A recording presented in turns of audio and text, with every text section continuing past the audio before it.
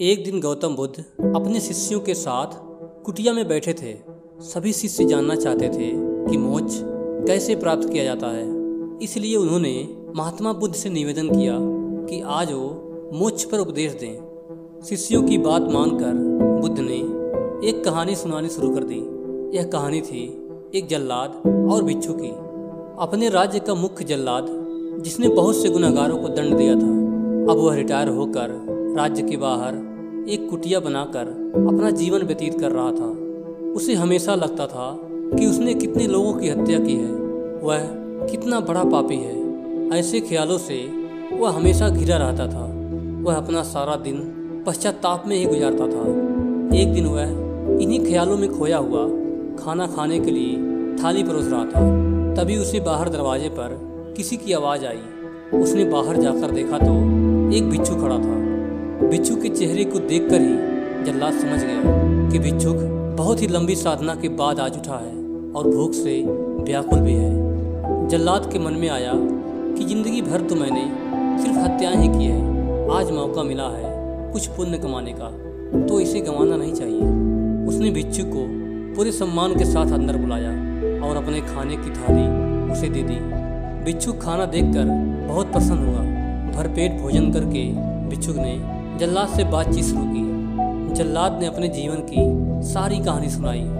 उसने बताया कि वह कैसे काम करता था, उसने कितने लोगों को फांसी दी है और वह सोचता है कि वह कितना बड़ा अपराधी है। जल्लाद की वेदना सुनकर भिक्षुक बहुत शांत स्वर में बोले, क्या तुमने वह जीव हत्याएं अपने मर्जी से की थी?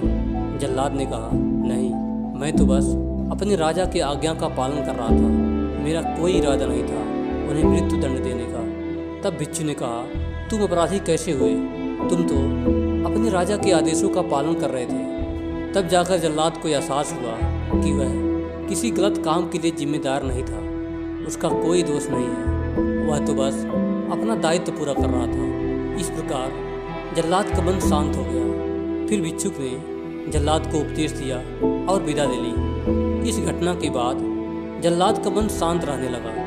उसने भिक्षुक द्वारा दिया गया उपदेशों और शिक्षाओं का पूरा नियम पूर्वक पालन किया, जिससे उसे ज्ञान की प्राप्ति हुई और उसकी मौत के बाद उसे मोक्ष प्राप्त हुआ। इतना कहकर बुद्ध ने अपनी कहानी को विराम दिया। सभी शिष्य बड़े आश्चर्य के साथ बुद्ध को देख रहे थे। किसी को समझ में नहीं आ रहा था कि जिसने इतनी सारी हत्याएं की हो उसे मोक्ष कैसे प्राप्त हो सकता है। तभी एक शिष्य ने ये दुविधा बुद्ध के सामने रखी। तब महात्मा बुद्ध ने शिष्यों को समझाया कि भिक्षुक के उपदेश से जल्लाद को ज्ञान प्राप्त हो गया था। जल्लाद के जीवन में पहली बार किसी ने ज्ञान का उपदेश दिया था, जिसे उसने शांत चित्त के साथ सुना था। इसलिए उसे मौत के बाद मोक्ष प्राप्त हुआ। अपनी बात को विराम देते हुए बुद्ध अंत में बोले, बिना ज्ञान के हजारों शब्दों के उपदेश भी बेकार है, किंतु जब शांत मन से उपदेश का एक शब्द भी सुन लिया जाए तो वह ज्ञान होता है और ज्ञान से ही मोक्ष की प्राप्ति होती है।